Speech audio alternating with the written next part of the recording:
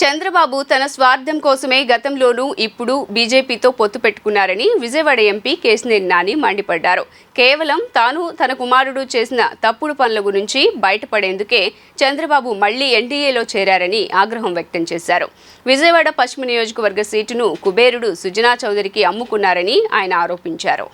విజయవాడ పశ్చిమ నియోజకవర్గ వైసీపీ అభ్యర్థి షేక్ ఆసిఫ్, కార్పొరేటర్ యలకల చలపతిరావుతో కలిసి కేశినేని నాని 56వ డివిజన్ రాజరాజేశ్వరిపేటలో విస్తృతంగా ఎన్నికల ప్రచారం నిర్వహించారు. గడప గడపకు వెళ్లి వైసీపీ ప్రభుత్వం చేసిన మంచి పనులను వివరించి ఓట్లను అభ్యర్థించారు. అనంతరం కేశినేని నాని మీడియాతో మాట్లాడుతూ 2014 ఎన్నికల్లో అధికారం కోసం బీజేపీ జనసేనతో కలిసి పొత్తు పెట్టుకుని 650 హామీలు ఇచ్చిన చంద్రబాబు ఒకటి కూడా పూర్తిగా అమలు చేయలేదని చెప్పారు. రాష్ట్రానికి తీవ్ర అన్యాయం చేసిన కేంద్రంలోని బీజేపీ ప్రభుత్వం చంద్రబాబు పొత్తు పెట్టుకున్నారని విమర్శించారు. రాజధానికి 1,00,000 కోట్లు ఇస్తామని, రైల్వే జోన్ ఏర్పాటు చేస్తామని, పోలవరం ప్రాజెక్టుకు పూర్తిగా నిధులు ఇస్తామని ఏమైనా బీజేపీ హామీ ఇచ్చిందా అని కేశినేని నాని నిలదీశారు. విజయవాడ పశ్చిమ సీట్ను బీసీలకు ఇస్తామని మొదటి నుంచి చెబుతూ వచ్చిన పవన్ కళ్యాణ్ చివరి నిమిషంలో ఇక్కడ పనిచేస్తున్న జనసేన బీసీ నాయకుడిని మోసం చేశారని విమర్శించారు. కూటమి పేరుతో సుజనా చౌదరికి పశ్చిమ సీట్ను అమ్ముకున్నారని ధ్వజమెత్తారు. ఈ ప్రాంతం నుంచి రాజ్యసభ సభ్యుడిగా 12 ఏళ్లు, కేంద్ర మంత్రిగా 3 ఏళ్లు ఉన్న సుజనా చౌదరి విజయవాడకు, ఉమ్మడి కృష్ణా జిల్లాకు ఒక్క పని చేయలేదని, కనీసం స్థానిక ప్రజలకు అందుబాటులో కూడా లేరని చెప్పారు. రాష్ట్రంలోని పేదలను ఇబ్బంది పెట్టడం, పెత్తందారులకు మేలు చేయడమే టీడీపీ అధినేత చంద్రబాబు లక్ష్యమని వైసీపీ పశ్చిమ నియోజకవర్గ అభ్యర్థి షేక్ ఆసిఫ్ చెప్పారు.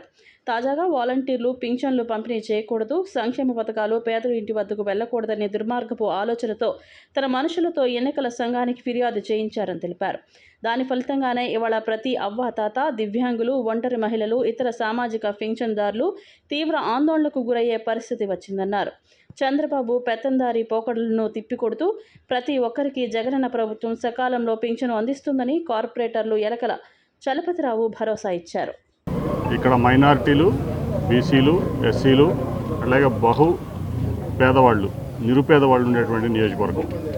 ఎప్పుడు కూడా ఈ నియోజకవర్గం మొదటి నుంచి కూడా బీసీలు కానీ మైనారిటీలు కానీ ఎమ్మెల్యేలుగా ప్రజాప్రతినిధులుగా ఉంటున్నటువంటి పరిస్థితి అందరూ కూడా గమనించారు. ఇవాళ ఆసిఫ్ గారు ఈ ప్రాంతం పట్ల ఉన్నటువంటి కమిట్మెంట్ చూసి, ఆసిఫ్ గారిలో ఉన్నటువంటి కమిట్మెంట్ చూసి మా అధినేత జగన్మోహన్ రెడ్డి గారు, ఆసిఫ్ గారు అయితే ఇక్కడ పేదవాళ్ళకి, నిరుపేదవాళ్ళకి, మధ్యతరగతి వాళ్ళకి సేవ చేసుకుంటారు. 12 సంవత్సరాలు 2 సార్లు రాజ్యసభ మెంబరు, అట్లాగే 3 సంవత్సరాలు కేంద్ర మంత్రి. ఆ రోజు ఏమీ చేయలేని వ్యక్తి వాళ్ళు చేస్తాడంటే మనం నమ్ముతామా? ఒక అపర కుబేరుడు, ప్రత్యేక విమానంలో తిరుగుతాడు, మనకు అందుబాటులో ఉండడు. ఈ ప్రాంత ప్రజలకి ఎప్పుడు కూడా ఆయన కలిసే అవకాశం దొరకదు. ఓట్లు వేయించుకుంటాడు, మాయమైపోతాడు. ఎందుకంటే ఢిల్లీలోనూ ఎక్కడో ఆయన వ్యవహారాలు ఆయన చేసుకోవడానికి ఈ మార్గం ఎంచుకున్నాడు ఆయన. ఆ సంగతి అందరికీ తెలుసు. 3 సంవత్సరాలు కేంద్ర మంత్రిగా ఉండి కనీసం ఈ వెస్ట్ నియోజకవర్గం కాదు, ఈ విజయవాడ పార్లమెంట్కి కానీ, ఈ రాష్ట్రానికి కానీ నీ వల్ల ₹1 ఉపయోగం ఉందా, ₹1 పని రాష్ట్రానికి చేసామని నేను సుజనా చౌదరి గారిని డైరెక్ట్గా క్వశ్చన్ చేస్తాను. దానికి సమాధానం చెప్పాలి ఆయన. ఇప్పుడు కొత్తగా వస్తే వేరు. నువ్వు 2 సార్లు రాజ్యసభ మెంబర్ చేసావు, 12 ఏళ్ళు, 3 ఏళ్ళు కేంద్ర మంత్రి చేసావు. నీ వల్ల ఈ రాష్ట్రానికి మేలు జరిగిందా? అది సుజనా చౌదరి గారికి నా డైరెక్ట్ క్వశ్చన్. దానికి ఆయన సమాధానం చెప్పి ఈ నియోజకవర్గంలోకి అడుగు పెట్టాలి.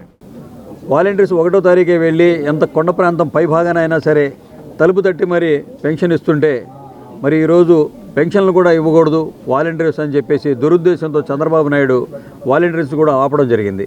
మీరందరూ గమనించాల్సిన అవసరం. జగన్మోహన్ రెడ్డి గారి ప్రభుత్వంలో ఏ ఒక్క పథకం ఆగకుండా వాలంటీర్స్ అంత చక్కగా వాళ్ళ ఇంటి దగ్గరికి తీసుకెళ్లి పెన్షన్లు ఇవ్వడం కానివ్వండి, సంక్షేమ పథకాలు ఇవ్వడం కానీ జరిగింది. మరి ఈరోజు ప్రజలందరూ అవస్థలు పడుతున్నారు. కొండ ప్రాంతం పైన ఉన్న వాళ్ళందరూ కూడా వచ్చి పెన్షన్ తీసుకోవాలంటే మా పరిస్థితి ఏంటని చెప్పేసి వాళ్ళందరూ బాధపడుతున్నారు.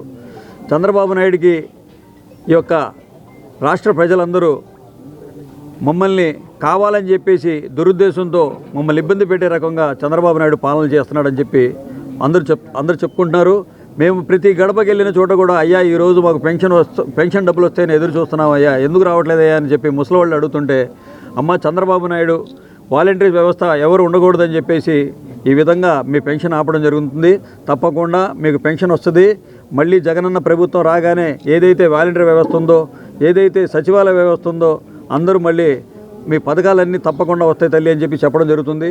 ఒక సామాన్య కార్యకర్త అయినటువంటి షేక్ ఆసిఫ్ గారి మీద పోటీ చేయడానికి చంద్రబాబు నాయుడు మన పోటీగా పెట్టడం జరిగింది. ఎవరు ఎంతమంది వచ్చినా సరే ఈ రోజున షేక్ ఆసిఫ్ గారిని విజయం ఆపడం అనేది సాధ్యం కాదు. చాలా సుజనా చౌదరిని ఇక్కడ ప్రజలందరూ కూడా, పశ్చిమ నియోజకవర్గం ప్రజలందరూ కూడా డంకా కొట్టి ఓడించి తిరుగు టపాలో ఢిల్లీ పంపించే పనిలో కార్యకర్తలు కానీ, మా నాయకులు కానీ, మహిళా కార్యకర్తలు కానీ అందరూ కానీ ప్రజలందరూ సిద్ధంగా ఉన్నారని తెలియజేసుకుంటున్నాను. అదేవిధంగా ఈ రోజున పేద ప్రజలకి, ముసలి వాళ్ళకి, అలాగే వికలాంగులకి, భర్త చనిపోయిన వాళ్ళకి పెన్షన్లు ఇవ్వకుండా ఈ రోజున చంద్రబాబు నాయుడు ఎలక్షన్ కమిషన్ దగ్గర నుంచి ఆర్డర్ తీసుకొచ్చి ఈ రోజున ప్రజలందరినీ ఎంతో ఇబ్బంది పెడుతున్నారు. మా డివిజనే కాదు, రాష్ట్రం మొత్తం కూడా ప్రజల్ని ఇబ్బంది పెట్టే పరిస్థితుల్లో చంద్రబాబు నాయుడు ప్రవర్తిస్తున్నాడు. కాబట్టి రాబోయే కాలంలో రాష్ట్రం మొత్తం కూడా ఏదైతే తెలుగుదేశానికి ఓటేస్తారో అందరూ కూడా వాలంటరీ వ్యవస్థ, సచివాలయం వ్యవస్థ మొత్తం సర్వనాశనం చేస్తాడు. కాబట్టి మీరందరూ కూడా రాబోయే కాలంలో జగన్మోహన్ రెడ్డి గారిని అత్యధిక మెజార్టీతో గెలిపించుకొని మళ్ళీ సీఎంగా చేసుకోవాల్సిన బాధ్యత మనకుంది.